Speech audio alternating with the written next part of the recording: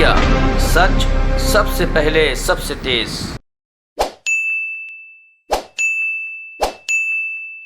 भारत जोड़ो यात्रा का 48वां दिन है। इन 48 दिनों में 7 दिन विश्राम का दिन थे। 41 दिन भारत जोड़ो यात्रा सड़क पर उतरा था। इन 41 दिनों में करीब 1270 किलोमीटर पूरा हो चुका है, यानी कि कुल मिलाकर 1/3 अब तक पूरा हो चुका है। परसों 50वां दिन है। भारत जोड़ो यात्रा फिर से शुरू होगी तेलंगाना के महबूब नगर जिले से। पिछले 48 दिनों में 4 राज्यों से गुजरा है भारत जोड़ो यात्रा: तमिलनाडु, केरला, कर्नाटका और आंध्र प्रदेश।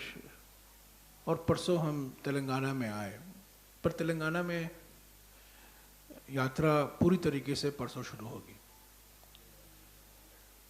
इन 4 राज्यों में 18 जिले से गुजरा है। तमिलनाडु में 2 जिले, केरला में 7 जिले, कर्नाटक में 7 जिले और आंध्र प्रदेश में 7 जिले। तो कुल मिलाकर 18 ज़िले कवर हो चुके हैं। और तेलंगाना में अगले 11 दिनों में, परसों से 11 दिनों में 8 ज़िले और कवर होंगे। तेलंगाना के बाद हम नांदेड़ आएंगे महाराष्ट्र में, और महाराष्ट्र में करीब 16 दिन भारत जोड़ो यात्रा पूरा होगा। उसके बाद मध्य प्रदेश और उत्तर प्रदेश, उसकी घोषणा हम करते रहेंगे। रोज औसत के तौर से भारत जोड़ो यात्रा 21 किलोमीटर कवर कर रहा है, पैदल 21 किलोमीटर। सुबह औसत के तौर से कुछ दिन ऐसे हैं ज़्यादा है सुबह, कुछ दिन, मैं सिर्फ जो आंकड़े दे रहा हूँ ये औसत के तौर से आंकड़े हैं। सुबह करीब 12-13 किलोमीटर औसत चलते हैं और शाम को करीब 8-9 किलोमीटर चलते हैं। कुल मिलाकर इन 48 दिनों में करीब 50 संस्थाएं राहुल गांधी जी से मिले हैं दोपहर को। ये अलग अलग संस्थाएं हैं, युवा संस्थाएं हैं, महिला संस्थाएं हैं, ट्रेड यूनियन के संस्थाएं हैं, सामाजिक कार्यकर्ताओं की संस्थाएं हैं, सिविल सोसाइटी संस्था, नागरिक संस्थाएं हैं, और करीब 50 ऐसे संस्थाएं राहुल जी से मिले हैं और अलग अलग मुद्दों पर बात हुई है। खास तौर से किसान से संबंधित मुद्दे, हर जगह यही मुद्दा उठाया गया है, किसान कितना पीड़ित है। दूसरा मुद्दा जो हर जगह हमें देखने को मिल रहा है, बातचीत करने का मौका मिल रहा है और दस्तावेज पेश किए जा रहे हैं, वो बेरोजगारी के ऊपर, और ख़ास तौर से छोटे और लघु उद्योग जो बंद पड़े हुए हैं तमिलनाडु में, केरला में, कर्नाटका में, आंध्रा में, उनके बारे में रिप्रेजेंटेशन दिए गए हैं राहुल जी को।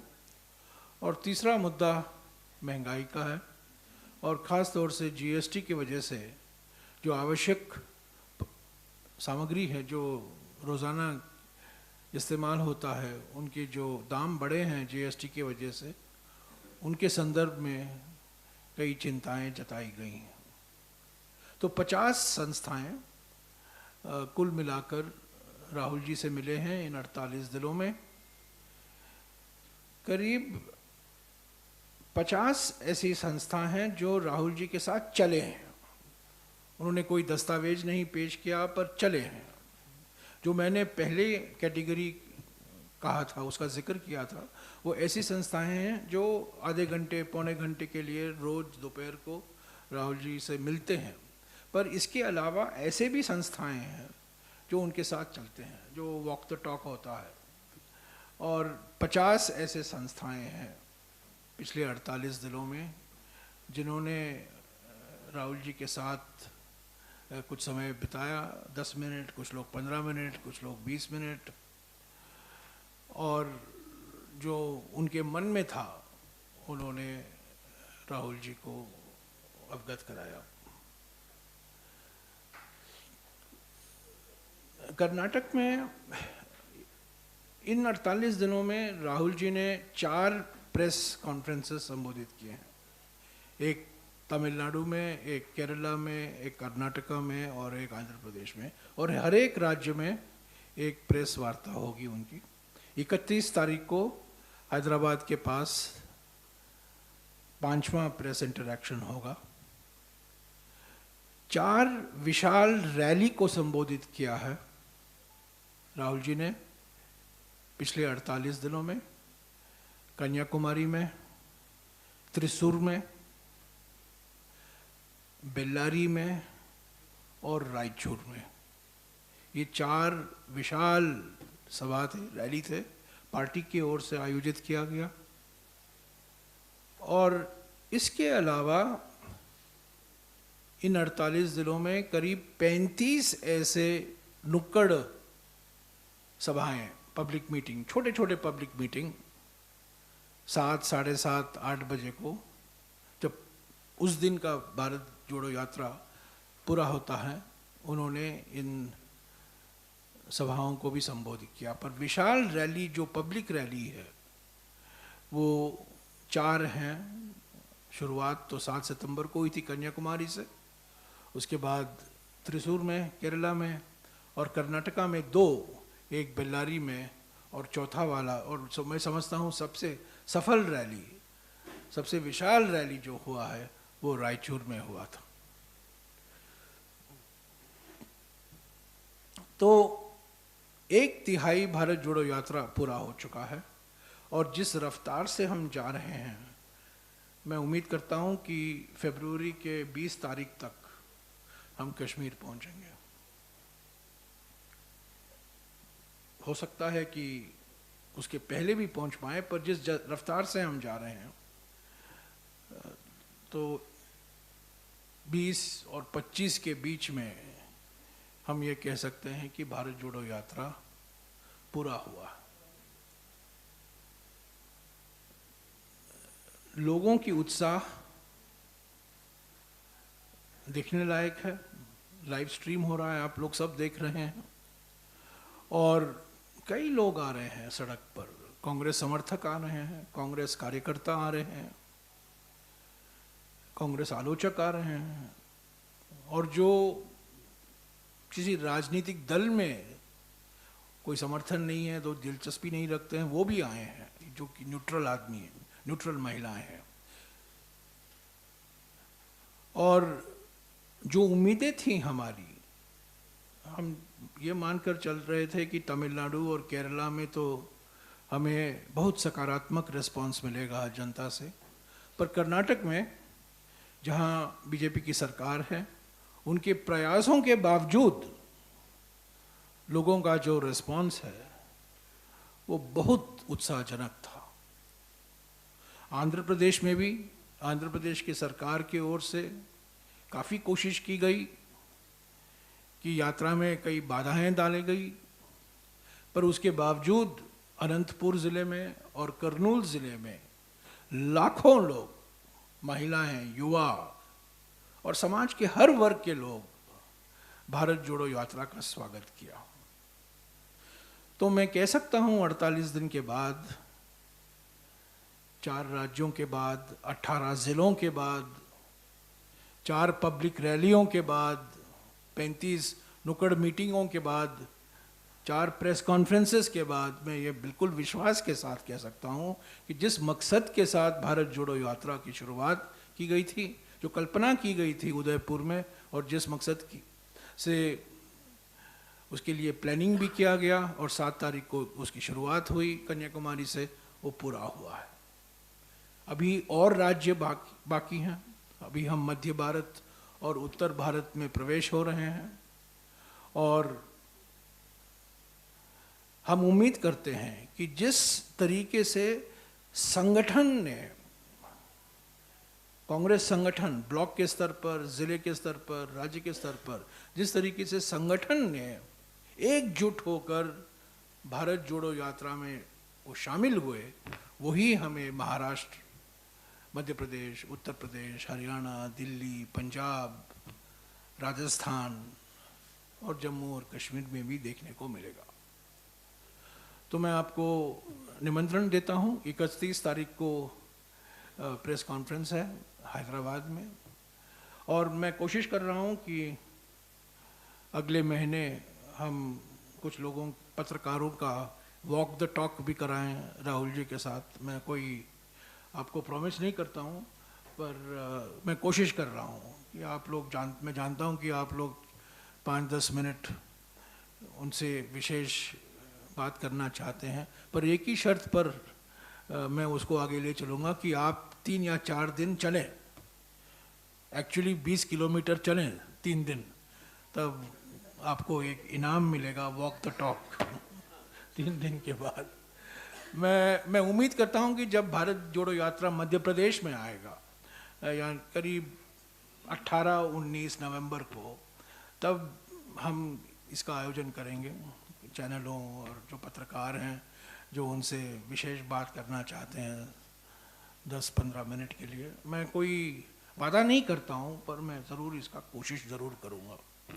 ऐसे तो मैं धन्यवाद भी देना चाहता हूं कि कवरेज बहुत सही रहा है, बहुत सकारात्मक रहा है, कांग्रेस के नैरेटिव में बदलाव आया है, और मैं आपका शुक्रगुजार हूं कि आप लोगों ने इसको बहुत गंभीरता से ली है और जो हमारा संदेशा है आप लोगों तक पहुंचा रहे हैं।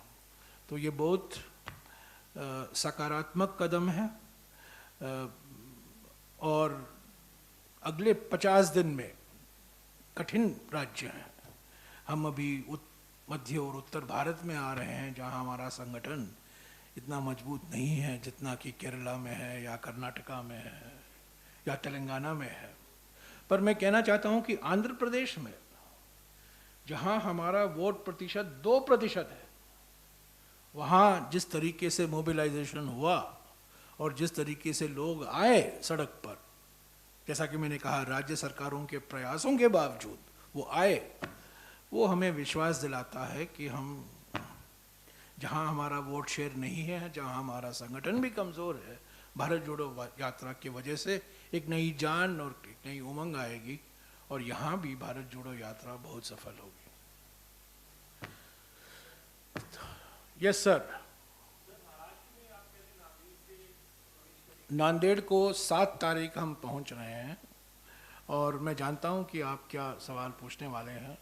मैं उसका कंफर्मेशन आपको शाम तक दे दूँगा।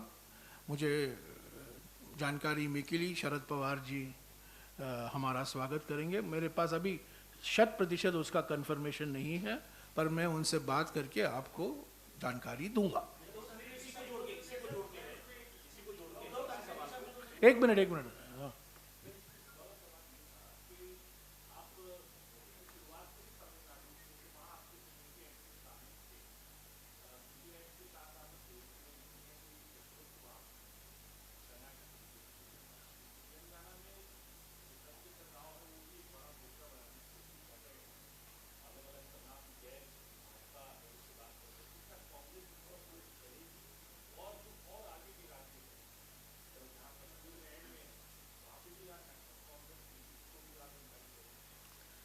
तमिलनाडु में हम डीएमके के गठबंधन के एक महत्वपूर्ण अंग हैं। केरला में हम सीपीएम के साथ मुकाबले में हैं। कर्नाटक में हम जेडीएस और बीजेपी के साथ मुकाबले में हैं। आंध्र प्रदेश में हम 2 क्षेत्रीय पार्टियों के खिलाफ लड़ रहे हैं, वाईएसआरसीपी और तेलुगु देशम। तेलंगाना में हम टीआरएस और बीजेपी के खिलाफ हैं, लड़ रहे हैं। हम उम्मीद करते हैं और मुझे विश्वास है कि जब हम महाराष्ट्र में प्रवेश होंगे तो एमवीए के जो पार्टियां हैं वो हमारा स्वागत करेंगी और वो भारत जोड़ो यात्रा में भाग लेंगी। पर उसका डिटेल जो है मैं आपको आज शाम तक बता दूंगा। एक एक सॉरी, MVA के जो हमारे घटक दल हैं, हमने पहले से कहा है किसी भी राजनीतिक दल का स्वागत है जो भारत जोड़ो यात्रा के मकसदों का समर्थन करता है। एनसीपी के साथ हमारा गठबंधन है, शिवसेना के साथ हमारा गठबंधन था, हमारी मिलीजुली सरकार महाराष्ट्र में थी। तो वास्तविक है कि उद्धव ठाकरे जी और शरद पवार जी भी भारत जोड़ो यात्रा में भाग लेंगे, पर मैं उसका एग्जैक्ट डिटेल कब कहाँ नहीं पता, आज नहीं बता पाऊंगा। मैं आपको 1-2 दिन में जानकारी पूरा दे दूंगा। पर जेडीएस को, हम जेडीएस के साथ हमारा कोई समझौता नहीं है कर्नाटका में, टीआरएस के साथ कोई समझौता नहीं है तेलंगाना में, और सीपीएम के साथ तो केरला में सवाल ही नहीं उठता।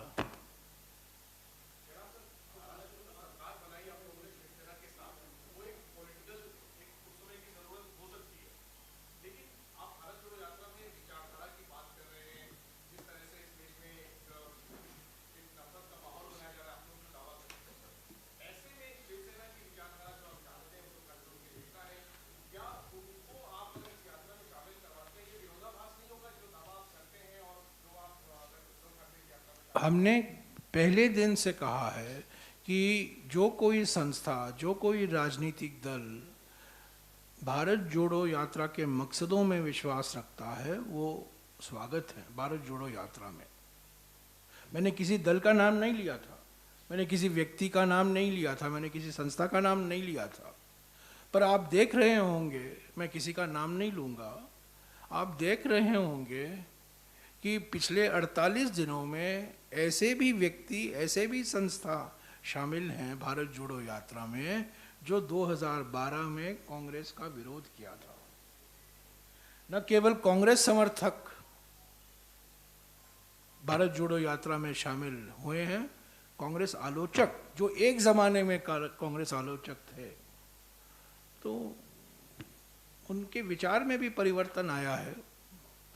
पर महाराष्ट्र के संदर्भ में जो आपने सवाल उठाया, मैं जानता हूं कि एनसीपी भाग लेना चाहती है। मुझे पक्का जानकारी नहीं है कि क्या उद्धव ठाकरे जी आना चाहते हैं कि नहीं, पर अगर वो आना चाहेंगे ज़रूर हम उनका स्वागत करेंगे।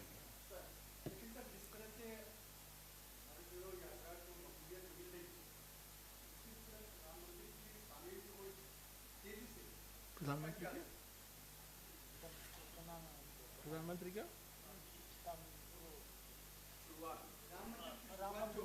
हाँ? मैं भारत जोड़ो यात्रा की बात कर रहा हूँ यार, आप प्रधानमंत्री की ओर क्यों ले जा रहे हो? हम अपना काम करेंगे, प्रधानमंत्री अपना काम करेंगे।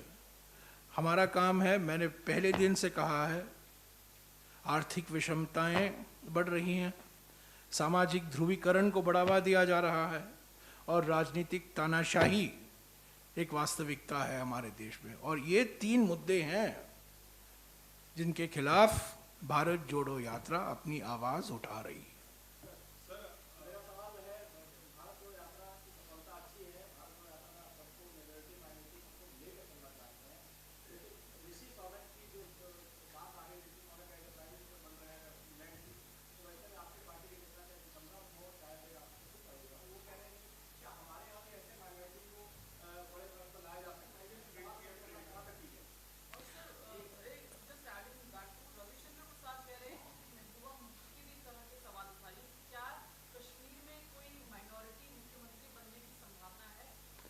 जिनको जनादेश मिलता है वो मुख्यमंत्री बनेंगे। जनादेश मिले, लोकतांत्रिक तरीके से जनादेश मिले और मुख्यमंत्री बने, हमें क्या आपत्ति है। इंग्लैंड की जनता ने उनको, अभी इंग्लैंड की जनता नहीं, इंग्लैंड की पार्टी ने उनको मुख्यमंत्री बनाया है इंग्लैंड का, हम स्वागत करते हैं उनका।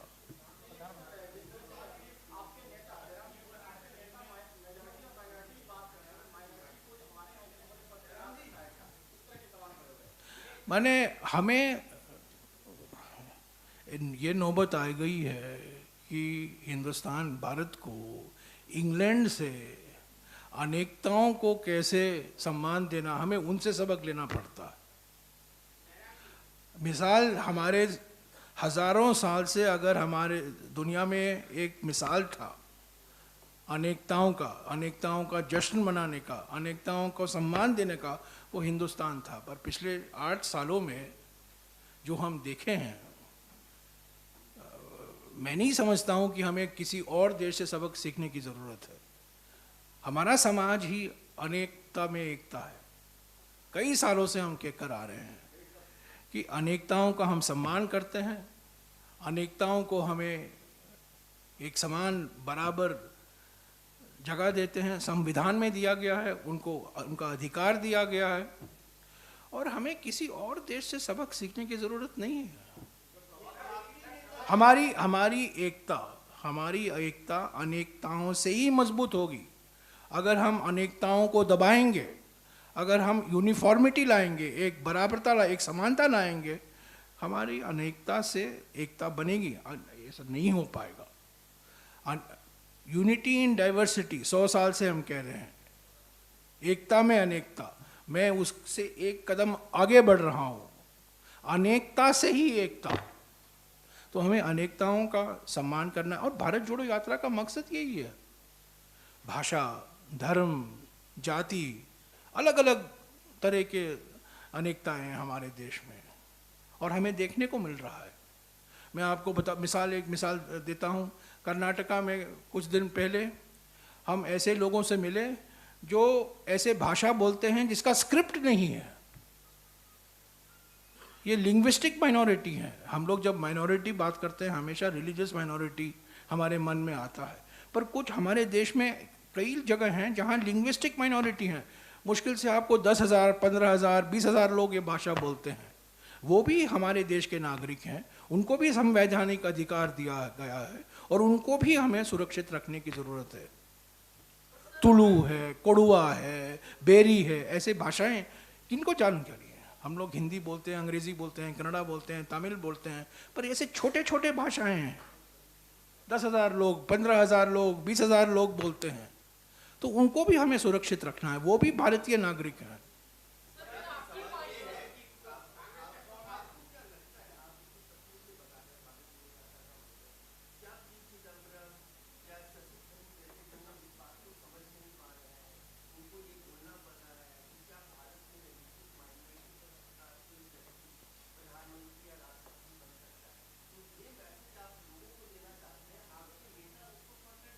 हमारे देश में जाकिर हुसैन साहब पहले राष्ट्रपति बने 1967 में। हमारे देश में फखरुद्दीन अली अहमद राष्ट्रपति बने। हमारे देश में अब्दुल कलाम राष्ट्रपति बने। हमारे देश में मैं अगर आपको मिसाल देते जाऊं, राजस्थान में बरकतुल्ला खान मुख्यमंत्री बने। हमारे देश में AR अंतुले साहब मुख्यमंत्री बने। उनसे पूछे ना, उनसे पूछिए। मैं भारत जोड़ो यात्रा की बात कर रहा हूँ। मैं और किसी व्यक्ति के बारे में जो कहा है उनकी टिप्पणी नहीं करूँगा, और मैंने देखा भी नहीं है उन्होंने क्या कहा है। तो उनसे पूछिए। मैं भारत जोड़ो यात्रा पर मैं बोलूँगा, और किसी और के वक्तव्य पर मैं नहीं बोलूँगा।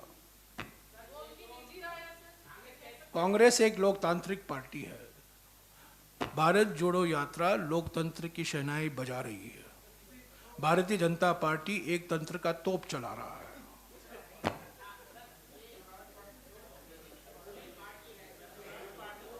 हाँ जी, बस हो गया यार, लोकतंत्र की शहनाई। Thank you. Thank you. हाँ,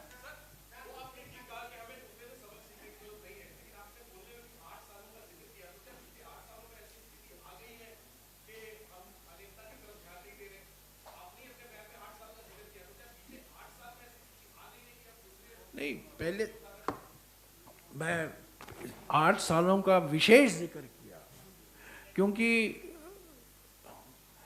अटल बिहारी वाजपेयी के समय में अब्दुल कलाम राष्ट्रपति बने।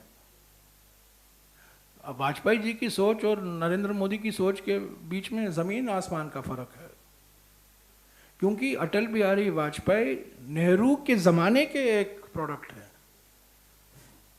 मैं आज भी मानता हूं कि अटल बिहारी वाजपेयी जी नेहरू से बहुत प्रभावित हुए थे और वो वास्तविक है। पर नरेंद्र मोदी जी एक ही चीज़ में लगे हुए हैं कि जवाहरलाल नेहरू की विरासत को हम कैसे मिटाएं, तीन मूर्ति को ख़त्म कैसे करें। अभी 10 डाउनिंग स्ट्रीट में भी अभी तीन मूर्ति हो जाएगा।